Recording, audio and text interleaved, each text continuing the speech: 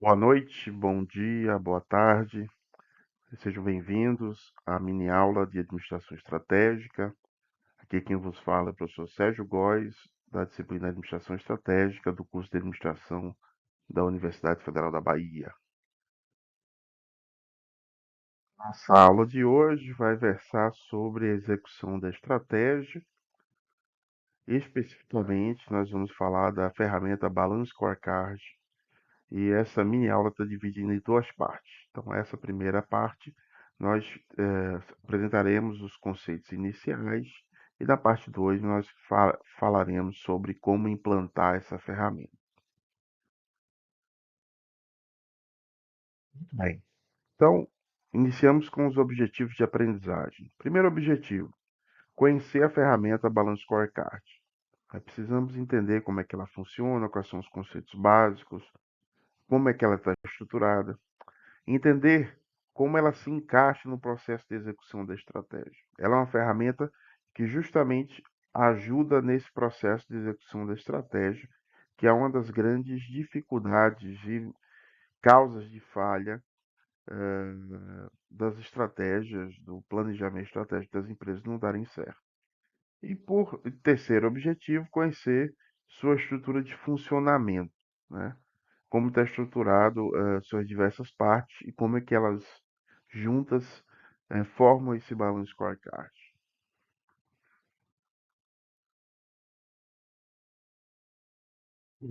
A gente está vendo aí no pano de fundo do slide o que seria um painel de bordo de um avião. Essa é a que se faz em relação ao Balance Scorecard, a essa ferramenta. Ou seja, seria um guia, seria uma espécie de painel de bordo que auxiliaria as organizações a gerenciar sua estratégia, dar direção, né? Então, esses indicadores, todos esses indicadores que aparecem na tela são responsáveis por colocar a organização dentro da direção correta, né, e tomar as medidas necessárias caso alterem esses indicadores, né? Bom, a gente tem uma definição do Kaplan e Norton, que são os criadores dessa ferramenta. O Balance Scorecard traduz a missão e a estratégia das organizações num conjunto abrangente de medidas de desempenho que serve de base para um sistema de medição e gestão estratégica. Perceba que na definição ele fala sobre traduzir a missão e a estratégia. Então são elementos fundamentais, ou seja, eu só vou desenvolver o Balance Scorecard se eu tiver uma missão e a estratégia das organizações. Num conjunto abrangente de medidas de desempenho, ou seja, eu vou gerenciar, preciso medir algo se eu quiser gerenciar, num sistema de medição e propriamente de gestão, né? Então essa é uma definição clássica do Kaplan e Norton, hum, uma definição aí de 97, ou seja, um dos primeiros livros que eles lançaram sobre o tema. Eles lançaram vários livros ao longo do tempo, né? E vieram, enfim, vamos dizer assim, lapidando, né, o conceito, a ferramenta. Então foram livros desenvolvidos sobre essa temática e dentro de uma ferramenta em construção, em desenvolvimento. Qual foi o ponto de partida desses criadores dessa ferramenta, né? O professor Robert Kaplan, ele é um professor da Universidade de Harvard. Ele é, enfim, um professor bastante ativo na área de estratégia. O David Norton é professor também, mas ele é mais, vamos dizer assim, a parte de consultor, né, a experiência profissional em empresas de consultoria. E dentro da pesquisa dele sobre o que é que fazia com que as empresas tivessem estratégias bem-sucedidas ou não fossem sucedidas, eles desenvolveram a seguinte pergunta: por que tantas empresas falham na formulação e principalmente em sua implantação? E na pesquisa dele, na solução que eles trazem para essa pergunta, eles apontam duas grandes dificuldades. Primeira, é a dificuldade de traduzir essa estratégia em objetivos dentro da organização. não só em objetivos gerais, mas em objetivos da própria operação. Segundo, as pessoas têm dificuldades de entender o significado da estratégia. Isso quando a estratégia é comunicada, o que muitas vezes não acontece, não ocorre.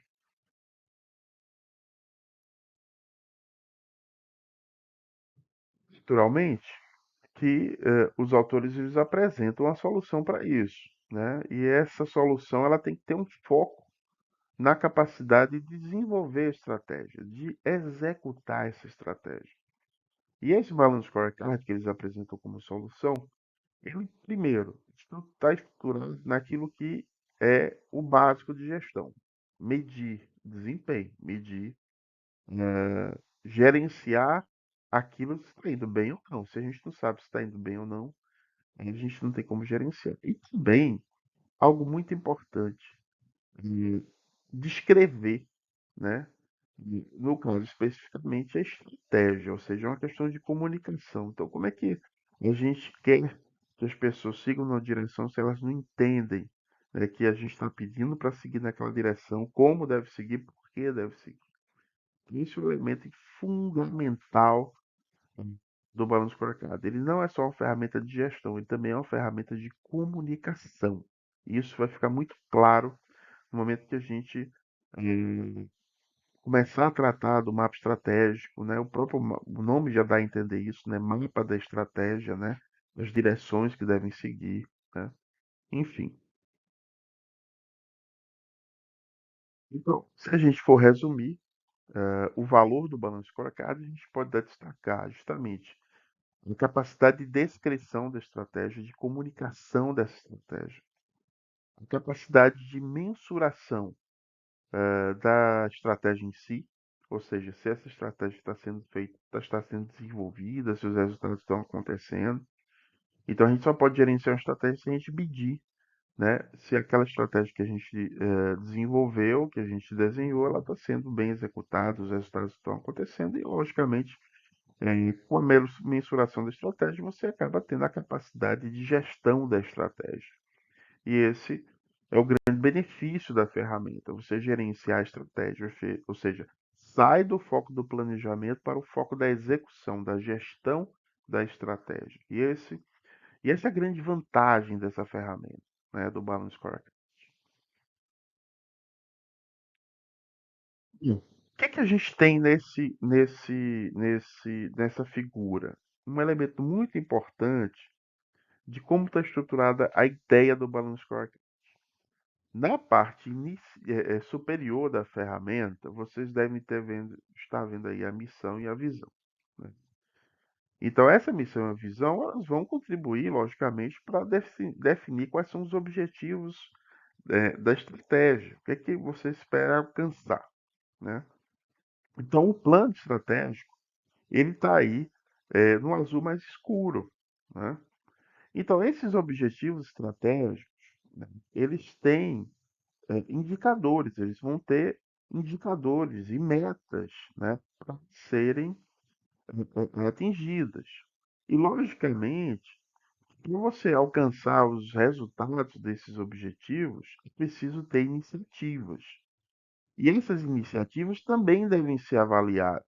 Na verdade, o nível das iniciativas é aquilo que a gente chama de execução da estratégia, é onde a ação toma parte, é onde acontece a estratégia em si, é onde as coisas acontecem, né? Então é aí que se gerencia de fato as ações, as iniciativas, né? Onde você constrói seu plano de ação e esse também tem que ser medido e gerenciado, né? Então o efeito desse conjunto, né, e funcionar de maneira que a gente tenha bem claro o que a gente precisa fazer, a gente tenha bem claro aquilo que a gente pretende alcançar, a gente tenha bem claro como saber se estamos alcançando ou não, tendo resultados ou não, e aí tomar as iniciativas necessárias para que se tome medidas mais eficazes, enfim. Então são essa estrutura, né, é que dá a ideia mais ou menos de como as coisas se conectam dentro da lógica do conceito do Balance Scorecard. Muito bem. Aqui a gente tem outro elemento muito importante do conceito do Balance Scorecard, que é a ideia de perspectivas estratégicas, né? Existe uma ideia muito clara no conteúdo das revisões de conteúdo de estratégia, que é uma ênfase muito grande na parte financeira, né? Daquelas da literatura de planejamento estratégico especificamente.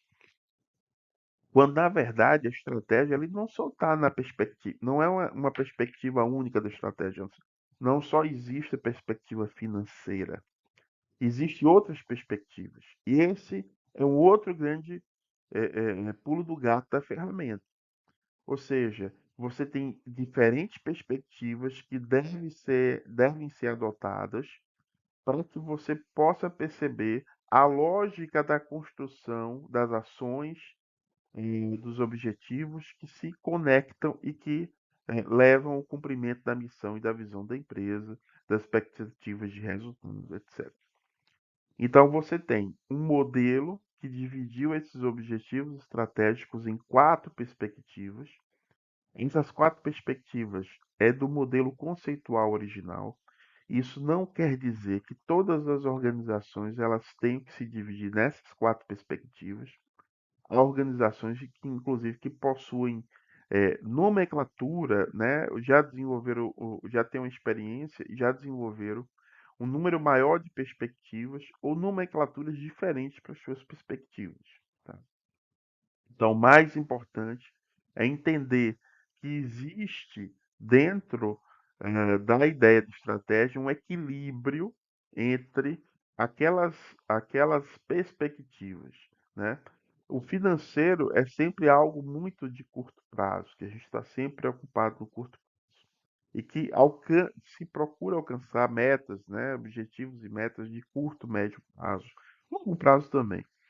Tem os objetivos que estão na base da estratégia, por exemplo, no caso de aprendizado e crescimento, que aí você envolve objetivos estratégicos relativos à competência, à cultura, são elementos que demandam muito tempo, né? A formação de uma cultura de empresa, de competências essenciais, não é algo que se forma da hora para o dia, não é de uma hora para outra.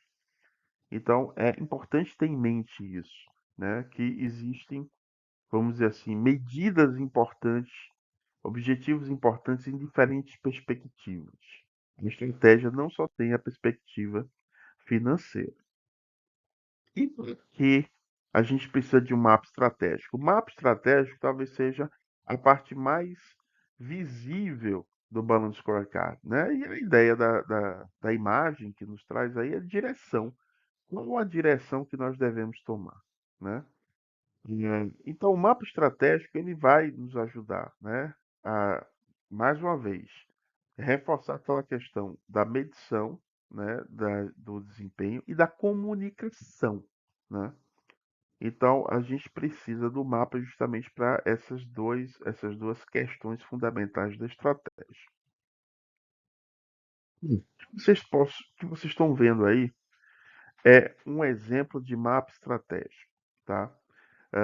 Se ao longo do curso se ao longo, enfim, você for buscar os livros do Kaplan Norton, vocês vão ver que o desenho dos mapas estratégicos deles vão evoluindo, vão ficando mais finos, mais elaborados. No início era um emaranhado, coisa mais ou menos como vocês veem aí nesse desenho. Você tem as perspectivas, as quatro perspectivas, financeira, clientes, processos internos, aprendizagem e crescimento. E você tem a construção dos objetivos estratégicos de baixo para cima, onde você vê as setas, é a relação de causa e efeito que você tem entre os objetivos. Ou seja, desenvolver competências estratégicas, que é o objetivo do meio aí da base, ela influencia, por exemplo, a inovação de produtos, né? Contratar e reter os talentos certos influencia compreender melhor o cliente e o mercado, né? Inovar em produtos e compreender melhor o cliente e o mercado contribui para alcançar a liderança de mercado, construir serviços personalizados e chegar ao retorno total do negócio lá em cima, que é o objetivo principal. Então, existe uma lógica entre esses objetivos estratégicos que devem ser considerados. Ou seja, mais uma vez se reforça a relação de causa e efeito, né? Então, se a gente tiver objetivos, por exemplo, e claro, ações que busquem a satisfação do colaborador, provavelmente a gente vai contribuir para alcançar objetivos relativos de retenção de talentos e de produtividade do próprio colaborador. Então, existe aí uma relação de causa e efeito, de influência dos objetivos estratégicos. E é isso é muito importante que se entenda que, por trás de objetivos estratégicos, devem existir iniciativas, ações, para que esses objetivos sejam alcançados, né? E é isso que a gente vai ver na parte 2, mais especificamente. Nós temos aí esse penúltimo slide, uma espécie de resumo do que seria o mapa estratégico de uma empresa aérea de baixo custo, né? Então você tem aí um extrato do que seria esse balanço scorecard, então você tem aí uma temática que é a eficiência operacional. Você tem as perspectivas, que são as quatro tradicionais, e você tem os objetivos estratégicos que estão aí em azul, né? Então, pegando um desses objetivos estratégicos na área de processos, na perspectiva de processo, você tem aí a rápida preparação em solo. Então, um dos objetivos dessa companhia aérea é ter uma rápida preparação em solo. Por que isso? Porque quanto mais rápido ela se preparar em solo, mais rápido ela vai poder voar e mais tempo ela vai estar no ar. Quanto menos ela ficar em solo e mais ficar no ar, ela vai faturar mais, vai fazer mais voos, né? Então, qual é o indicador de que ela teve uma rápida preparação em solo? O indicador vai ser tempo de pouso e percentual de atrasos, né? Então, esse é um indicador que vai medir se esse objetivo está sendo alcançado ou não. Qual foi a meta estabelecida nesse caso especificamente? Tempo de pouso, 20 minutos, e o atraso menor que 5%. Agora, como é que vai se atingir essas metas, né? eh, por meio? Não. Então foi desenvolvida uma iniciativa que eles chamaram de Programa de Simplificação de Processos, para fazer com que essa rápida preparação em solo ela aconteça, né? Então, a ação, a execução da estratégia está nesse item aí, que é o item da iniciativa. O Balance Scorecard é a formação de todo o mapa estratégico e de todo esse conjunto de informações relativo ao objetivo, indicador, meta e iniciativas. Então, nesse momento, a gente finaliza a parte 1 do Balance Scorecard e na parte 2 vamos ver como estruturar esse Balance Scorecard em uma organização.